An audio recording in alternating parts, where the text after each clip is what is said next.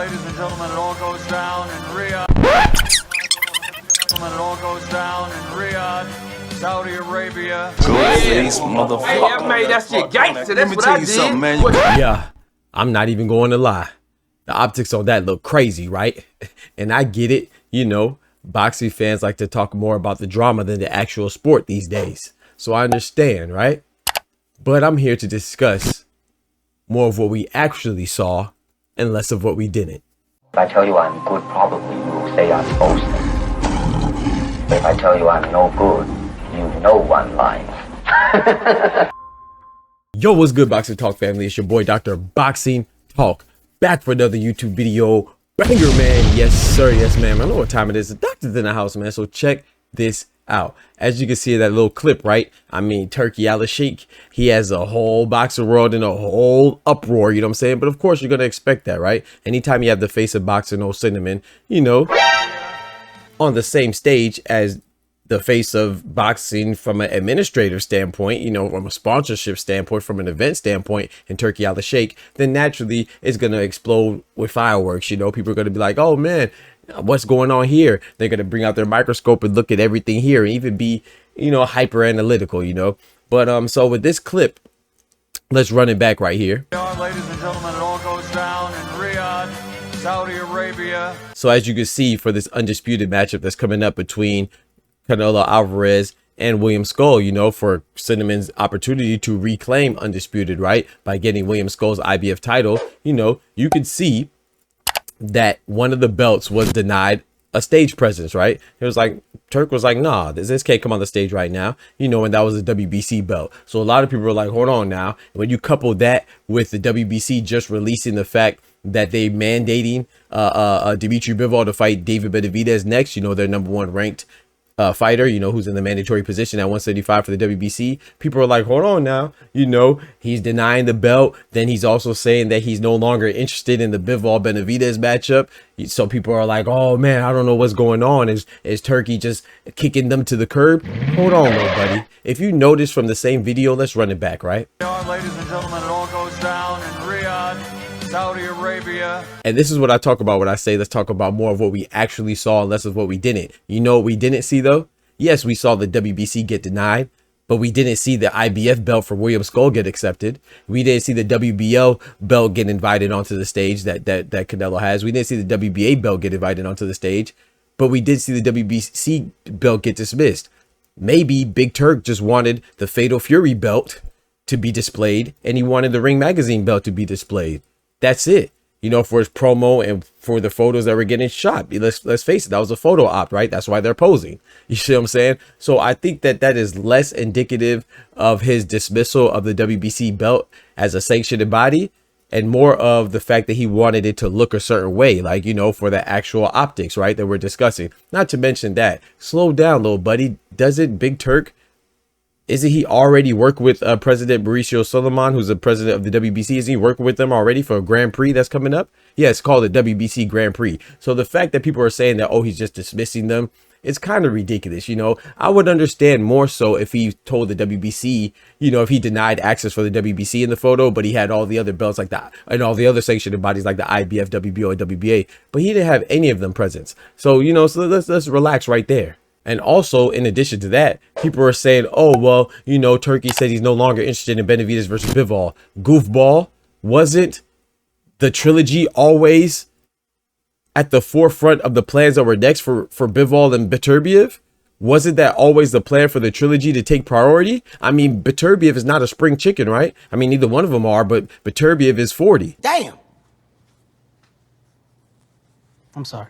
So if they push the trilogy any further than this year, you know, his birthday's in January, he'll be 41. So it should always take priority to have the trilogy, and that was the belief and the understanding for all of us. So I don't know when this changed, you know, just because the WBC called a mandate.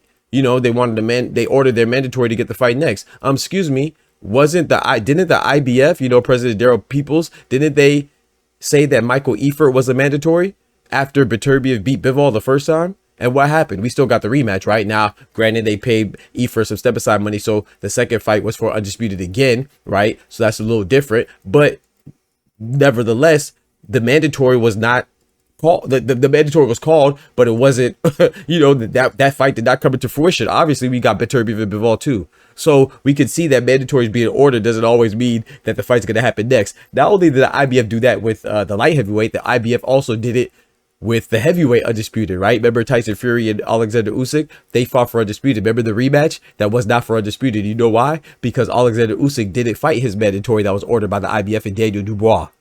But we still got the rematch, right? Okay then, so just relax. It doesn't mean that Turk was done with the IBF sanctioned body because they ordered a mandate and it was dismissed or it was ignored or it was circumvented, right? Not to mention, this is the WBA. Didn't they order MJ Akmadaliev to fight Naya Inoue? How many times has he paid him step aside money and he's ignored that mandate, right? That's been ordered multiple times, twice to be exact, right? So it doesn't necessarily mean that somebody will be stripped or somebody's ignoring the sanctioned bodies or just dismissing them or saying that, oh, I'm not going to do business with them anymore. It's just that sometimes things get ordered and sometimes things are allowed to be bypassed for the time being. And I think Benavidez, you know, maybe he will get bypassed this time, or maybe he'll get some step aside money. I mean, either way, it's still not going to be next according to their plans unless something changes.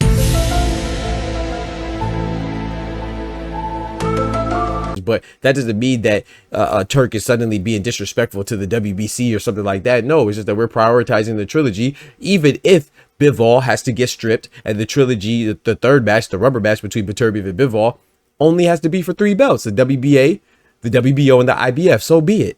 We already seen the heavyweight undisputed, the first one in a quarter century with Usyk and Tyson Fury. We already saw that rematch only be for 3 belts. So what's the problem now? The problem is that people just want to, like I said, prioritize drama over the actual sport, man. I'm not going like that. I'm not going like that. I'm not going like that. I'm not going. You know what we do around here? We prioritize facts over feelings. So that doesn't mean that things won't change, but let's not jump the gun or jump out the cliff or jump out the window because we see a little photo op that didn't go as some people anticipated, I guess. I don't know, you know, but it did look a little crazy. I have to admit that as well. And to further emphasize the point that I'm making, that this doesn't really hold too much weight as far as a manufactured beef on Twitter that people are making between Turki Alalshikh and WBC. Well, WBC came out and said, hey, man, you know, I want to let it be known, you know, per the Ring Magazine and per ESPN, right? Particularly Mike Coppinger. He said that Mauricio Solomon said to them that he has no negative feelings towards Turki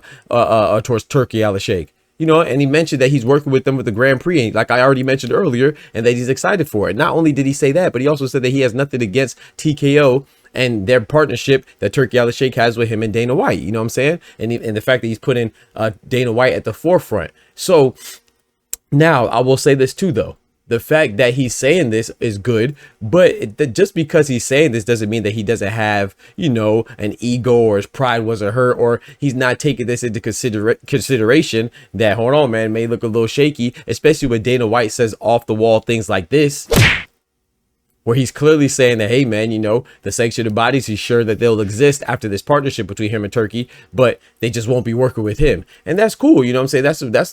That's a call for concern if you're the WBC, IBF, and WBO, and WBA, and all the promoters. However, you know, we've seen things like this happen before to where the business or a monopoly of the business or one central belt just doesn't work in the sport of boxing. But maybe Dana White and Turkey could change that. You never know, man. A lot of these things that we've been seeing lately in boxing involving Turki Alalshikh has been unprecedented. Yeah. So maybe since he trailblazed something like 5v5, since he trailblazed a dope card that was stacked with a whole bunch of headliners on one card with Terrence Crawford and Israel Madrimov for LA, maybe he could be a trailblazer for actually succeeding when it comes to making a monopoly in one centralized belt with every single division and make this unprecedented business partnership deal work, you know what I'm saying, between him and Dana White. But, you know, if you're some of these promoters and sanctioned bodies, they're just not convinced that it's going to work, you know, and I don't blame them because we've seen it before. Yeah. So basically what I'm saying, I think that people see these things and their eyes are being deceived, you know, because when you have on, you know, sometimes your eyes a lot of times could deceive you, especially when you have your emotions tied with it, right? So I think people saw that optic, you know, in that little clip of Turki Alalshikh saying, no, don't put the WC belt on here for this photo. And then they also know that Turki Alalshikh says he wants to revisit Beterbiev and Bivol, right, for their trilogy, which is no new information. And then they also saw the Bivol and Benavidez be mandated next for the WBC, so they tied all of it together, tried to make some type of drama like it's Days of Our Lives. I mean, go watch soap opera, man. You want all this extra drama, man. You want to watch The Young and the Restless and all that stuff. I mean, do your thing. But I don't think it's a cause for concern. But I will say this though, you know, it does look a little shaky, it does look a little fishy, but I mean, let's just see how it plays out, man. I don't think it's that big of a deal, man. But y'all let me know what y'all think about that. Don't forget to smack that like button, but most importantly, remember, with God we can do anything. Without God we are nothing. The doctor's out. Peace.